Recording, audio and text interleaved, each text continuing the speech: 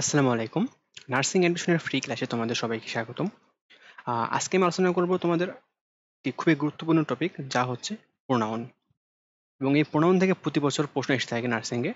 তো তোমরা যে ক্লাসটি পুরোটাই করো, তাহলে প্রোনাউন থেকে কীরকম প্রশ্ন আসবে আমি তোমাদের একটি বেসিক ধারণা দিতে পারবো। তো ক্লাসটি শুরু করা যাক। তো সবার আগে আমাদের জানতে হবে প্রোনাউন কি। দেখো, এখানে বলা হয়েছে নাউনের পরিবর্তে, অর্থাৎ নাউনের পরিবর্তে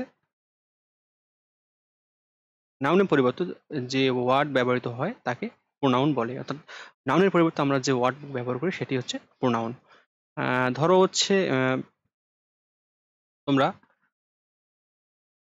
এখানে লক্ষ্য রাখো যে এখানে বলা হয়েছে Rana Rana is a good boy. এখানে রানা একটা ভালো ছেলে। দেখো, তারপর এখানে তারপর সেন্টেন্সে বলা হয়েছে হি অ্যাবাইডস বাই হিজ প্যারেন্টস। অর্থাৎ সে তার পিতামাতার হচ্ছে মানে সকল কথা মেনে চলে। এখন দেখো, আমরা প্রথম সেন্টেন্সে এখানে লক্ষ্য রাখি, এখানে আমার রানা এটা হচ্ছে নাউন, এবং এখানে দেখো আমরা হি বসাইছি, অর্থাৎ নাউনের পরিবর্তে আমরা প্রোনাউন ইউজ করছি, অর্থাৎ হি। অর্থাৎ লক্ষ্য রাখো, নাউনের পরিবর্তে যে ওয়ার্ডটি ব্যবহার করা হয় সেটি হচ্ছে মূলত প্রোনাউন। আমার 2 নম্বরের উদাহরণটা দেখি। এখানে বলছে Rana behaviour is press worthy, it's place all. এখানে লক্ষ্য রাখি, এই যে রানা, এই রানার পরিবর্তে আমরা এখানে ইট বসাইছি। তো এক কথা, নাউনের পরিবর্তে যে ওয়ার্ড ব্যবহৃত হয় সেটি হচ্ছে প্রোনাউন। আরেকটা জিনিস মনে রাখবা, নাউন যেই যে জায়গায় বসতে পারে, প্রোনাউন ঠিক একই জায়গায় বসতে পারে। লিখি, নাউন নাউন যে জায়গায় বসতে পারে, প্রোনাউন ঠিক একই জায়গায় বসতে পারে। বুঝছো?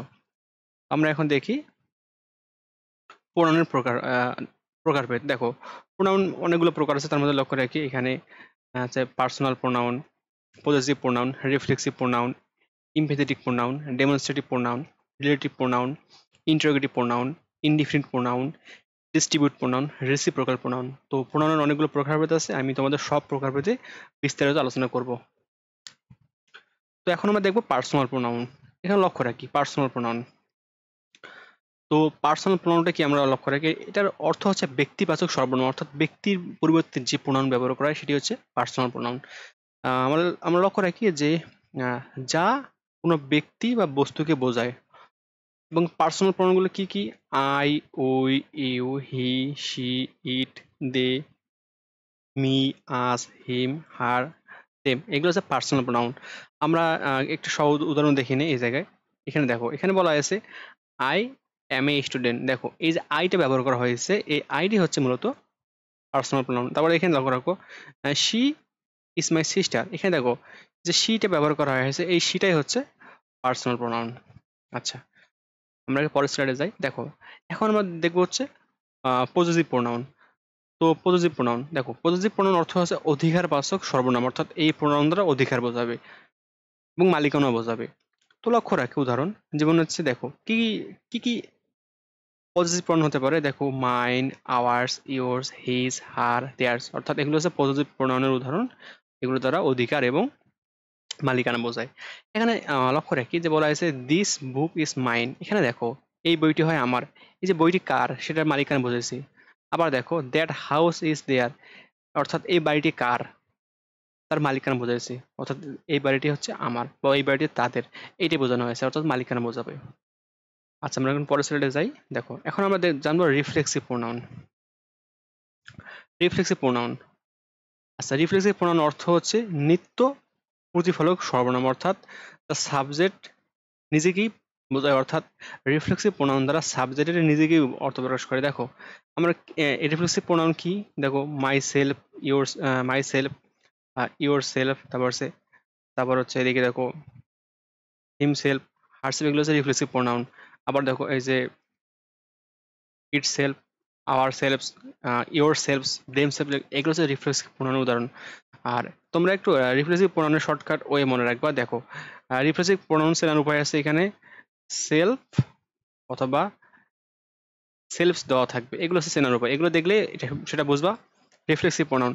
আর তোমাদের নার্সিং ভর্তি পরীক্ষায় মূলত প্রশ্নটা কিরকম আসে, যে দেওয়া হইলো যে মাই সেলফ, যে এখানে দেখো মাই সেলফ যে আছে, বলবো যে এই মাই সেলফটা কোন প্রোনাউন, তো এটা রিফ্লেক্সিভ প্রোনাউন, এইরকম প্রশ্ন আসছে। এবং বিগত বছর যে প্রশ্নটা আসছে সেটা হচ্ছে মেনি কোন প্রোনাউন, তো মেনি হচ্ছে রিফ্লেক্সিভ প্রোনাউন, সরি মেনি হচ্ছে ইনডিফিনিট প্রোনাউন। তো তোমাদের ভর্তি পরীক্ষায় এই প্রশ্নগুলো এখান থেকে আসে এবং এভাবেই আসে। আচ্ছা, আমরা একটু পরের স্লাইডে যাই। দেখো এখানে বলা আছে ইমপেথেটিক প্রোনাউন। এখন ইমপেথেটিক প্রোনাউনটা কি আমরা লক্ষ্য রাখি যে ইমপেথেটিক প্রোনাউন অর্থাৎ এর অর্থ হচ্ছে জোরবাচক সর্বনাম। অর্থাৎ বলা আছে যে যা জোর দেওয়ার জন্য ব্যবহৃত হয়। অর্থাৎ আমরা উদাহরণ থেকে বুঝবো যে এখানে মাই সেলফ, হিমসেলফ, দেমসেলফ এগুলো হচ্ছে ইমপেথেটিক প্রোনাউন। অর্থাৎ রিফ্লেক্সিভ প্রোনাউন এবং ইমপেথেটিক প্রোনাউন দেখতে কিছুটা সেম। তো ওই একই যে সেলফ দেওয়া থাকবে, এখানে শুধু কিছু ব্যবহারের পার্থক্য আছে। দেখো এখানে বলা আছে যে আই মাই সেলফ স ইট, বা the king my self gave the order. অর্থাৎ এখানে কথাটা হচ্ছে জোর দিয়েছে, অর্থাৎ আই মাই সেলফ স ইট অর্থাৎ আমি নিজেই বিষয়টি দেখেছি। অর্থাৎ the king himself gave the order অর্থাৎ রাজাটি নিজেই হচ্ছে অর্ডারটি বা আদেশটি দিয়েছে। অর্থাৎ এখানে এখানে এই কথাটিতে জোর বুঝেছে, জোর জোরপূর্বক অর্থাৎ জোর বুঝেছে। দেখো এখন আমরা দেখবো হচ্ছে পরের,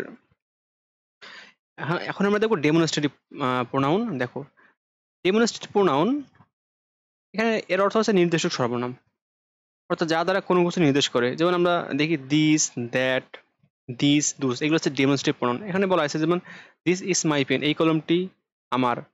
দুস আর ইউর বুকস, ওই বইটি তোমার। অর্থাৎ এইটা দ্বারা নির্দেশ করবে। তো পরীক্ষায় আসতে হবে যে কোনটি ডেমনস্ট্রেটিভ প্রোনাউন, সেগুলো হচ্ছে দিস, দ্যাট, দুস, দিস এগুলো হচ্ছে ডেমনস্ট্রেটিভ প্রোনাউন। আচ্ছা, আমরা এখন একটু পরের স্লাইডে যাই। এখানে বলা হয়েছে রিলেটিভ প্রোনাউন। রিলেটিভ প্রোনাউন, এখন রিলেটিভ প্রোনাউনটা কি? অর্থাৎ সম্পর্ক বোঝাবে। যেমন দেখো হু, হুম, হুইজ, দ্যাট এগুলো হচ্ছে রিলেটিভ প্রোনাউনের উদাহরণ। এখন রিলেটিভ প্রোনাউন আর ইন্টারোগেটিভ প্রোনাউন দেখতে সেম, তাহলে আমি বুঝবো কিভাবে যে এটা রিলেটিভ প্রোনাউন আর এটা ইন্টারোগেটিভ প্রোনাউন? রিলেটিভ প্রোনাউন চেনার সহজ উপায় হচ্ছে রিলেটিভ প্রোনাউন সবসময় সেন্টেন্সের মাঝখানে বসবে এবং রিলেটিভ প্রোনাউনের শেষে একটা ফুল স্টপ থাকবে। লক্ষ্য রাখো যে this is the boy who help me. এখানে দেখো এই যে দুইটা সেন্টেন্স এ সম্পর্ক বোঝাচ্ছে রিলেটিভ প্রোনাউন দ্বারা, এবং এই রিলেটিভ প্রোনাউনটি সব সময় সেন্টেন্সের মাঝখানে বসবে এবং রিলেটিভ প্রোনাউনের শেষে একটি ফুল স্টপ বসবে। তারপর লক্ষ্য রাখি যে the book that you gave me is useful. অর্থাৎ এই যে দ্য বই এবং ইউ অর্থাৎ এখানে সম্পর্ক বোঝাইছে এবং হচ্ছে রিলেটিভ প্রোনাউন সবসময় মাঝে বসবে এবং হচ্ছে এখন মাঝে বসতে পারে দুটি নাউনের মাঝখানে বসতে পারে, আবার দুটি সেন্টেন্সের মাঝখানে বসতে পারে। অর্থাৎ দুইটি নাউন বা দুটি সেন্টেন্সকে সম্পর্ক বোঝাবে এবং এর শেষে একটি ফুল স্টপ বসবে। এখন আমরা দেখবো ইন্টারোগেটিভ প্রোনাউন। আচ্ছা, ইন্টারোগেটিভ প্রোনাউন অর্থাৎ প্রশ্নবাচক সর্বনাম, যা প্রশ্ন করার জন্য ব্যবহার করা হয়। যেমন দেখি হু, হুম, হুজ, হুইজ, দ্যাট এগুলো হচ্ছে interrogative pronoun.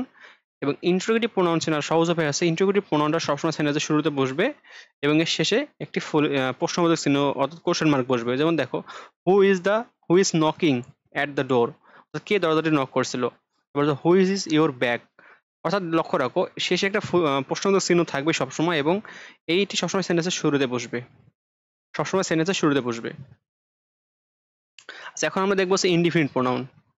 Indefinite pronoun indefinite pronoun অর্থ হচ্ছে অনির্দিষ্ট সর্বনাম, অর্থাৎ এটি দ্বারা কোনো নির্দিষ্ট কোনো কিছুকে বোঝাবে না, সবসময় অনির্দিষ্ট কোনো কিছুকে বোঝাবে। যেমন someone, somebody, anyone, anybody, everyone, everybody, none, all, few, many এগুলো হচ্ছে ইনডিফিনিট প্রোনাউনের উদাহরণ। তোমরা মনে রাখবা ইনডিফিনিট প্রোনাউন চেনার সহজ উপায় হচ্ছে কিছু কিছু কিওয়ার্ড দেখে বুঝবা। দেখো তোমরা লক্ষ্য রাখবা যে সাম, দেখো আমি লিখে দিচ্ছি এদিকে যে সাম, তারপর হচ্ছে ওয়ান, বডি এগুলো থাকবে, বডি এগুলো থাকবে। এগুলো দেখে তোমরা বুঝবা এটা ইনডিফিনিট প্রোনাউন এবং এই ইনডিফিনিট প্রোনাউন দ্বারা অর্থটা নির্দিষ্ট হবে না, অর্থাৎ অর্থটা হচ্ছে সবসময় অনির্দিষ্ট থাকবে। যেমন আমরা লক্ষ্য রাখি এখানে বলা হয়েছে যে সামওয়ান ইজ ওয়েটিং আউটসাইড, অর্থাৎ কেউ একজন হয়তো বাইরে অপেক্ষা করতেছে। যেমন few can solve this problem, কিছু মানুষ এই সমস্যাটা সমাধান করতে পারে। অর্থাৎ এখানে লক্ষ্য রাখো অর্থটা দ্বারা কোনো নির্দিষ্ট কাউকে বা নির্দিষ্ট কোনো কিছুকে মিন করা হয় না, এটা অনির্দিষ্ট বুঝাইছে। তাই এটা মনে রাখবা ইনডিফিনিট প্রোনাউন হচ্ছে অনির্দিষ্ট। আচ্ছা, আমরা এখন লক্ষ্য রাখি পরে এখন এখন আমরা দেখবো ডিস্ট্রিবিউট প্রোনাউন অর্থাৎ বিতরণবাচক সর্বনাম। অর্থাৎ এখন লক্ষ্য এটা দ্বারা বিতরণ বা ভাগ করা বোঝাবে। যেমন কি কি ডিস্ট্রিবিউট প্রোনাউন আছে যেমন ইজ, আইদার, নাইদার এগুলো হচ্ছে ডিস্ট্রিবিউটিভ প্রোনাউন। এবং উদাহরণ দেখি যে each of the boys got a prize, তারপর উদাহরণটা হচ্ছে neither of the two is honest, অর্থাৎ এটি দ্বারা মূলত বিতরণ করা বোঝাইছে। আর তো এখন আমরা দেখবো রেসিপ্রোকাল প্রোনাউন। রেসিপ্রোকাল প্রোনাউন অর্থাৎ হচ্ছে পারস্পরিক সর্বনাম, অর্থাৎ পারস্পরিক, অর্থাৎ একজন আরেকজনের মাঝে যে সম্পর্কটা সেটা হচ্ছে পারস্পরিক সম্পর্ক, সেটা বোঝায়। তো লক্ষ্য রাখি যেমন এখানে বলা আছে ইজ, আদার, অন অ্যানাদার, এগুলো হচ্ছে রেসিপ্রোকাল প্রোনাউনের উদাহরণ। যেমন এখানে বলা হয়েছে উদাহরণ যে দে লাভ ইজ আদার, তারা একে অপরকে ভালোবাসে। We should help on another, অর্থাৎ একে অপরের মধ্যে পারস্পরিক সম্পর্ক বোঝাবে। তো আমি তোমাদের হচ্ছে বলে দিতে চাই তোমাদের প্রোনাউন থেকে কি কি প্রশ্ন আসতে পারে, কিরকম প্রশ্ন আসতে পারে, তোমাকে লক্ষ্য রাখবা। দেখো প্রোনাউন থেকে প্রশ্নটা আসবে খুব সহজভাবে। দেখো প্রথমত হচ্ছে তোমাদের যে প্রোনাউনের প্রকারভেদ আছে, অর্থাৎ প্রোনাউনের যে প্রকারভেদ আছে,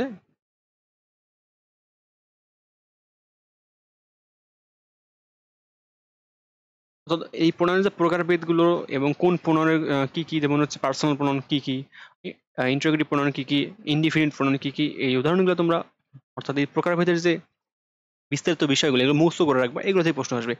নার্সিং ভর্তি পরীক্ষার প্রশ্ন খুব সহজ আসে, আহামরি কঠিন প্রশ্ন তা আসে না। তো ক্লাসটি এই পর্যন্ত, আর নেক্সট ক্লাসে অন্য কোনো টপিক নিয়ে আলোচনা করা হবে। এবং ভিডিওটি যদি ভালো লেগে থাকে চ্যানেলটি সাবস্ক্রাইব এবং ভিডিওতে একটা লাইক দিয়ে আমাদের পাশে থাকুন। ধন্যবাদ সবাইকে।